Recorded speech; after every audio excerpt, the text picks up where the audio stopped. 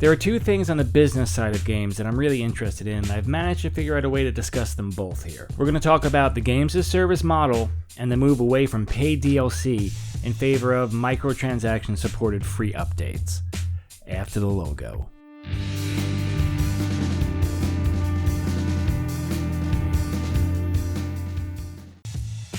Remember when? So we're currently into like the 4th generation of ways publishers and developers try and monetize their games. And even though it seems like the current model has been around forever, it's actually only been like a year and a half. But I think before we get into all this, we should just look at how this all began and why companies so desperately want to figure out a way to extend the life of their games. The whole DLC craze of the mid-2000s, controversial as it was, didn't come out of nowhere, and it was nothing new. All of this goes back to the days of the expansion pack. And in fact, certain companies even still use this nomenclature today, most prominent being Blizzard's Warcraft expansions and Bungie's small DLCs that they have aspirationally misnamed as expansions. The expansion pack began in the tabletop gaming world. Tabletop games rely on complex compendiums of world building and rules, creatures, NPCs, and storylines. Because of the nature of that genre, these basic sets would last a good long while, and because they were often so detailed, they took a great deal of work to produce. Dungeons & Dragons, or Cyberpunk, or Warhammer, they required people to literally imagine an entire universe. All of the places in it, all of the creatures in it, the very rules by which the player interacted with the world, and then, to layer on top of that laborious process, a narrative campaign for players to base their own games around. Now, both because the creators of these games don't want to throw away the entire foundation of their universe, and because players become extremely attached to their characters and their stories, it made perfect sense that when making a sequel or a new story, you wouldn't want to start all over. In tabletop gaming, it would be a waste and a shame to lose all the great stuff you've got just to play a new campaign in the same universe. The expansion allowed companies to keep making products without having to create entirely new universes and rule sets every time, and it allowed players to get more and more engrossed in a world, further lowering the likelihood that they'd move on to a different game. Tabletop games and video games are very, very different, even as video game RPGs are direct descendants of their tabletop ancestors. But there are some obvious similarities that make this model work just as well in our hobby. As hard as it is to create an entire universe of rules and characters and places for tabletop games, it is just as hard to do that in video games, even though their universes are significantly less deep and complex narratively. Still, all that work has to be done, with the added problem of literally having to make the rules for how the rules work.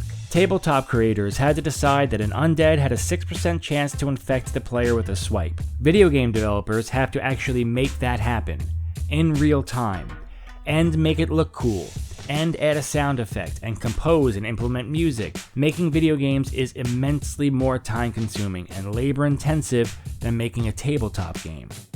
It's one of the main reasons why video games are simpler in most ways. So if a tabletop company would be loath to throw out all of its places and rule sets, a video game developer is even more likely to be hesitant because he's got all that stuff plus an engine, art assets, animations, etc. In the beginning, developers adhered to this model by simply making sequels that used much of the art and engine and code of the previous games.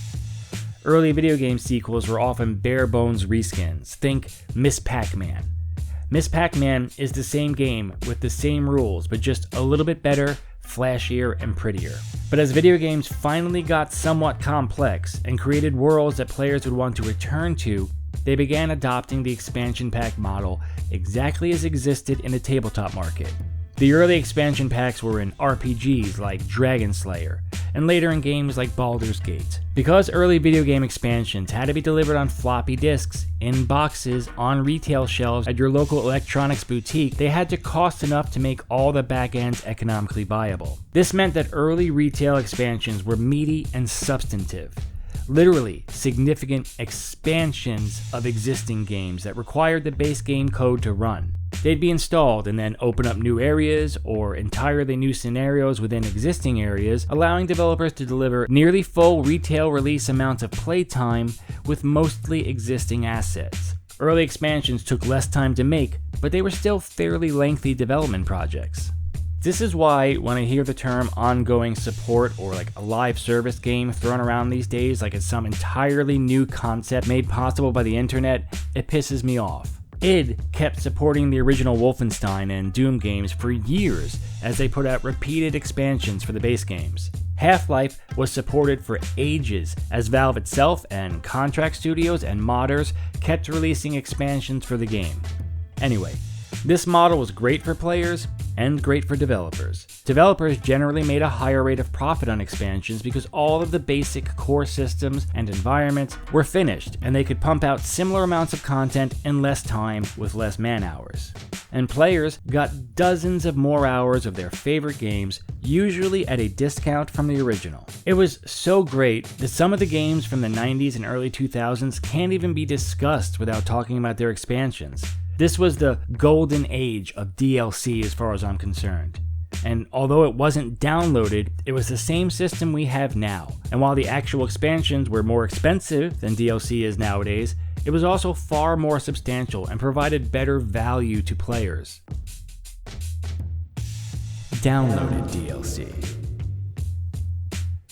There's no hard, clear transition between the era of the electronics boutique boxed expansion and the era of downloadable content. The early online functions of the marketplace were efforts to cut out the retailer, so long a desire of publishers and well on its way to finally happening now. The real shift to digital distribution required three things, one of which is actually kinda hard to remember nowadays. First, of course, enough people had to have decently functional internet service.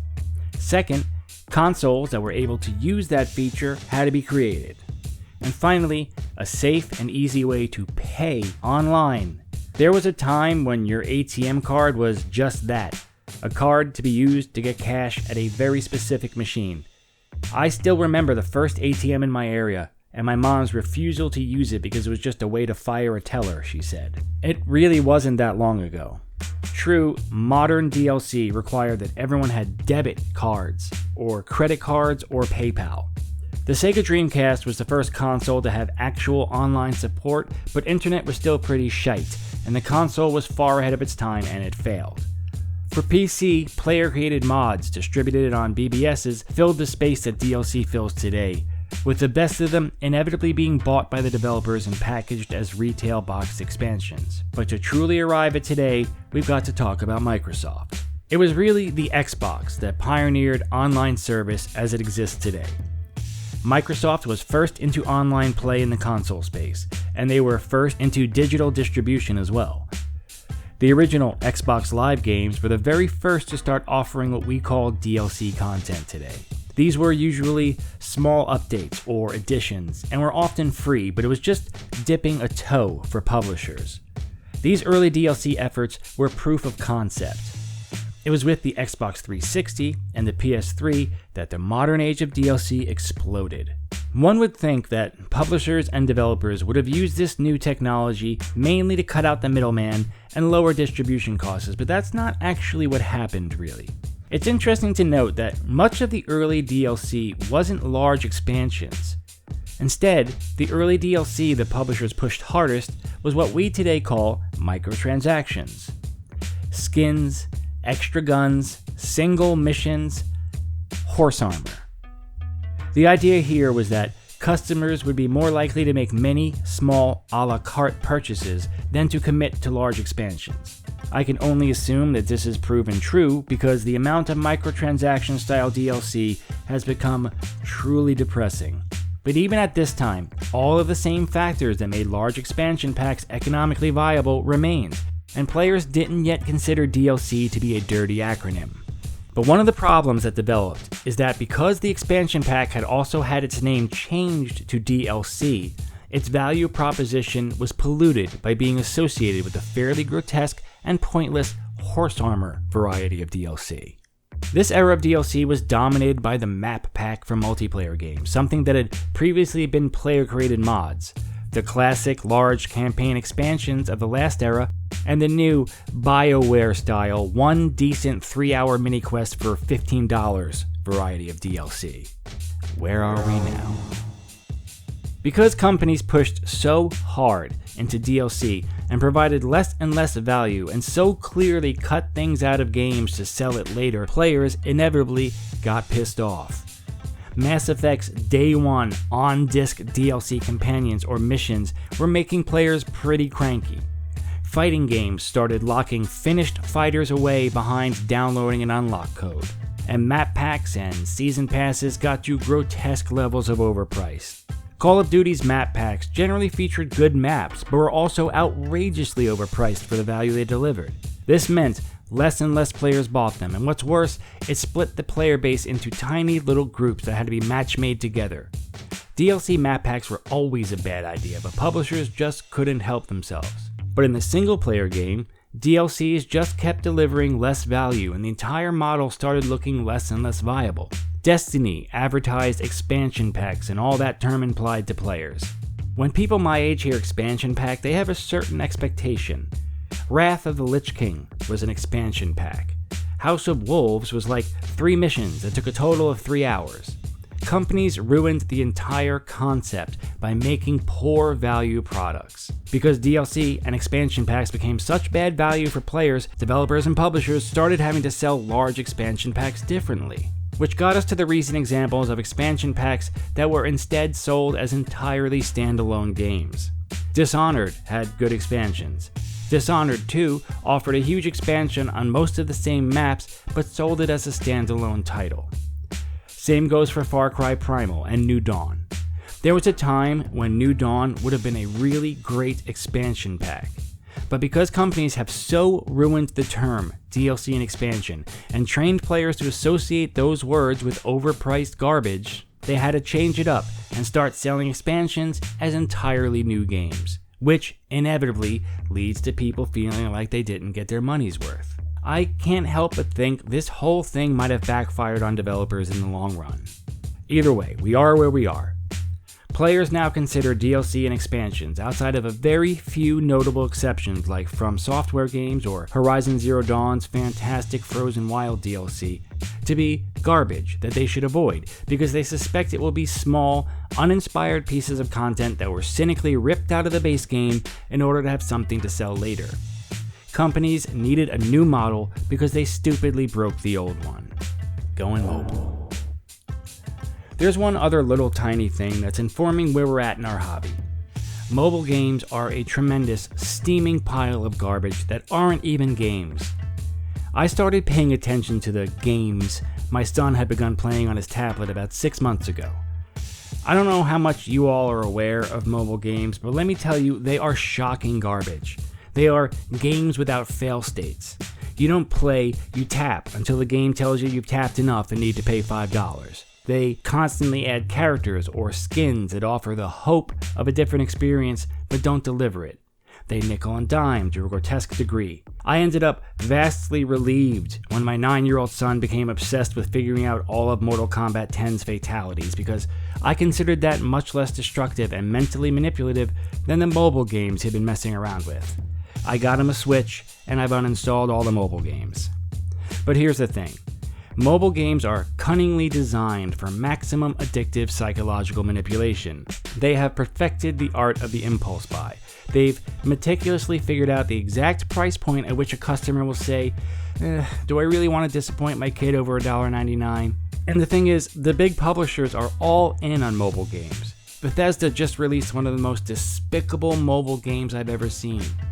Many of the top mobile hits are made by subsidiaries, and investors see one type of game making outrageous profit-to-expense margins and another making less and demand the model be ported over. It was inevitable that the greasy success of mobile game monetization would inform how publishers look to make money on their bigger investments. Publishers, in this recent push to free DLC, have tried to position this as a pro-consumer change. They've tried to say, hey, we understand you hate our DLC model, and you're right. We're going to start giving it away for free. But the truth is, the move to free DLC is about one thing only: a way to drive the smaller, more manipulative, mobile-inspired addictive impulse buys. Some games, like Call of Duty, are successful enough that they can have their cake and eat it too. Call of Duty can sell its really shitty value season pass, and a battle pass, and have loot boxes, and have a manipulative impulse buy microtransaction section. But Call of Duty doesn't really matter at large. It's an institution unto itself. It's a game that, for many non-hobbyists, is the one game they will play each year.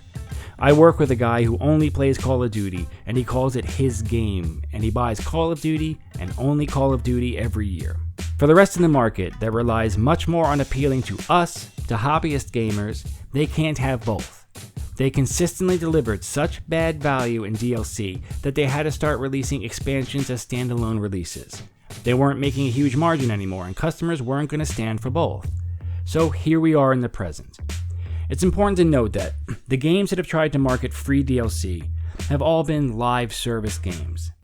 Take a moment and look through old comment sections on Reddit or Twitter about Battlefield 5 or Fallout 76 or Anthem's free DLC announcements. You'll see player after player praising the fact that this DLC is being released for free. But the truth is, these type of live service games absolutely need large, substantial expansions to survive. A genre of game that needs players to keep logging in needs to be constantly churning out content that's worth playing. I have played an unbelievable amount of live service games over the years, from World of Warcraft, Destiny, Titanfall 2 to Overwatch and Destiny 2 and The Division, and Warframe. Inevitably, a player is going to get bored and move on from a live service game. And what has consistently brought me back hasn't been the release of a new map or a seasonal Christmas event or the release of a new weapon, but rather significant content drops, DLCs and expansions and sequels. Publishers seem to think that the allure of free DLC would be a way to convince players a game is worth investing time in because they won't have to repeatedly buy new content.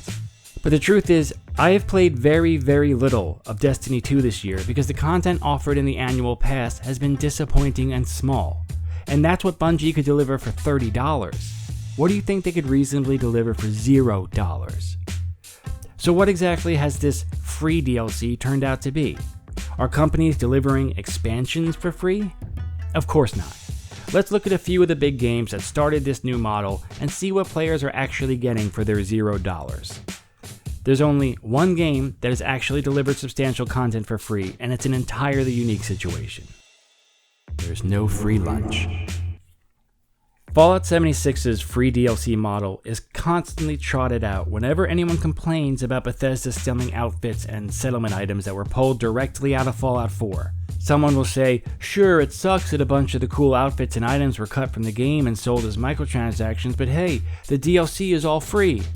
And so far, this DLC has been a couple of garbage, low-effort quests, a seasonal event, a new crafting station.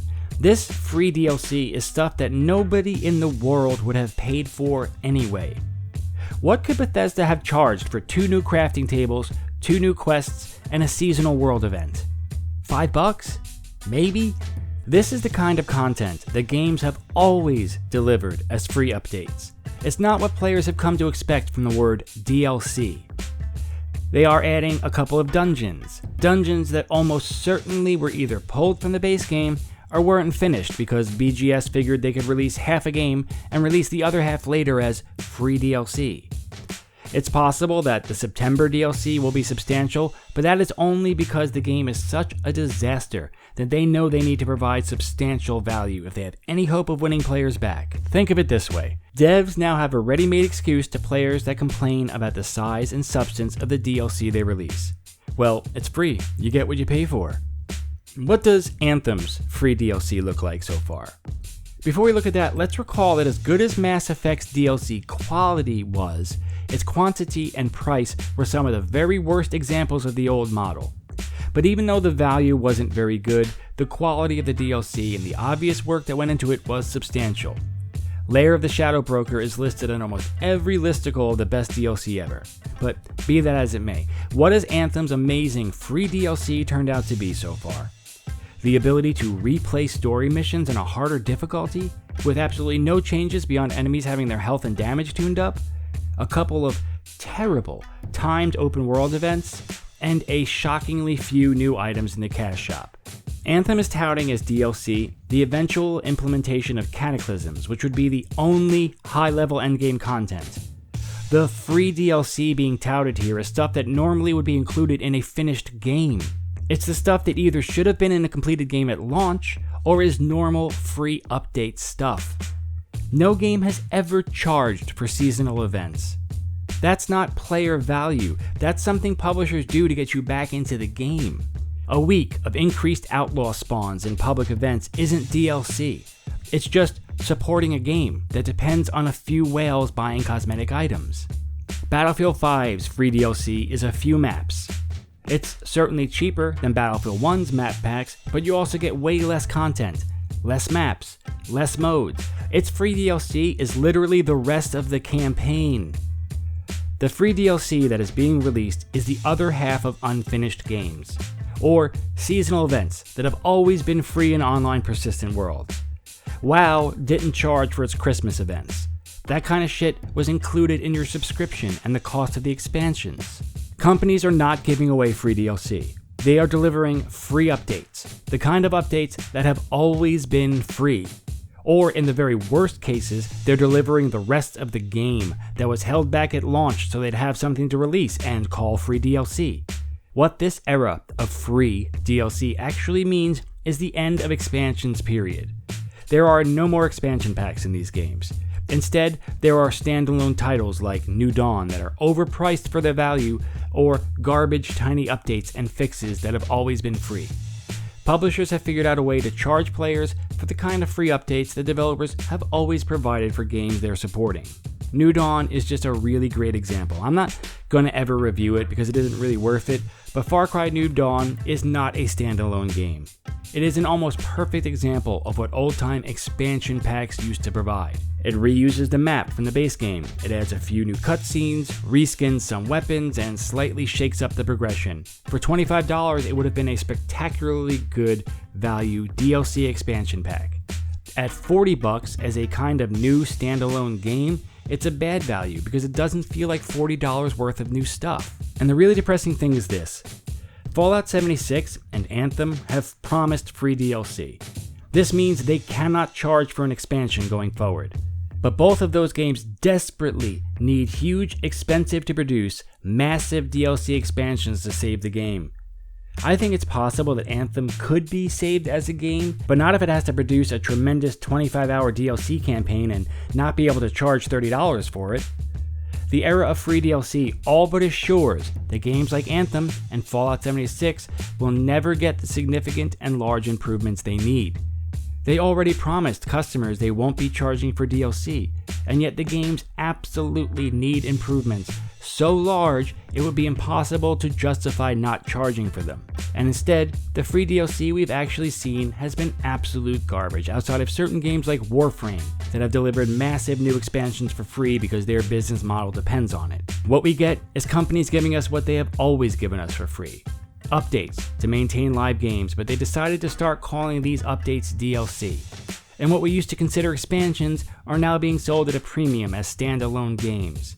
And all of this free DLC comes with a microtransaction model that sucks. I'm pretty close to a libertarian, so even though it makes me upset that I know that these systems are designed to prey on people who have impulse control problems, I also believe that people are responsible for themselves, and I am enough of a realist to know that companies will always be trying to make as much money as they can. But these microtransaction stores are now selling content that has been ripped from finished games for outrageous prices. Games used to feature cosmetic options and weapons and skills in the game. You played the game to unlock these things. That was part of the game. The very design of progression has been ruined by this model. I would greatly prefer companies to offer two different games to purchase. I would happily pay $75 for a game where all of the microtransactions are removed and put back into the game. I'd rather pay more for a finished product and buy actual expansions than watch games have their design compromised to drive microtransaction sales. Free DLC is bad for players, but even more importantly, it is bad for the very design of the games we like to play. If companies really were interested in player choice, they'd give me the option to pay more to have all of this stuff removed. Let me buy the game the developer intended for extra. and sell these microtransaction stuffed Frankenstein monstrosities for $45. That way, they get more people in to sell microtransactions to, and people like me can totally ignore all of the crap that is hurting the very core design of games. I desperately hope that Anthem and Battlefield 5 and Fallout 76 teach publishers that you can't release half of a game for $60 and then release the other half as DLC and tell people they got it for free. And I hope that players are starting to realize that the free DLC they're supposedly getting is either part of the game that was ripped out so publishers could have something to call free, or, like Anthem, literally the rest of the game they didn't have a chance to finish. Some of the very best stuff in gaming history has been expansions or DLCs. Throne of Baal, Opposing Force and Blue Shift, Minerva's Den, Lair of the Shadow Broker, Shivering Isles, Artorias, The Old Hunters, Blood and Wine, The Frozen Wilds, Wrath of the Lich King. These large DLCs or box expansions are so important you can't even talk about games without them. It makes me annoyed that we're getting less and less of that now in exchange for free DLC that's actually just maintenance updates or the second half of unfinished games. This recent trend is another example of a self-defeating business practice. Large expansions were always profitable for developers and publishers. Substantial DLC was also profitable for them. I'm sure microtransactions are even more profitable, but they objectively provide shit value to the customer, and at some point, the bubble will burst on them. If publishers start convincing customers that DLC should be free, they're going to ruin the entire expansion business model for themselves and have nothing to fall back on when they have a situation like Anthem or Fallout 76 and make way less money on microtransactions than they thought they would. Battlefield 5 and Fallout 76 and Anthem now have backed themselves into a corner. They desperately need large expansions to fix the game, but they've already promised customers they'd get all their DLC for free in exchange for paid horse armor. It was a bad move, and I hope and pray other publishers have taken note of it. It sucks for us, and it sucks for them. Alright, that's it this time. I'll see you next time. Thanks for coming by.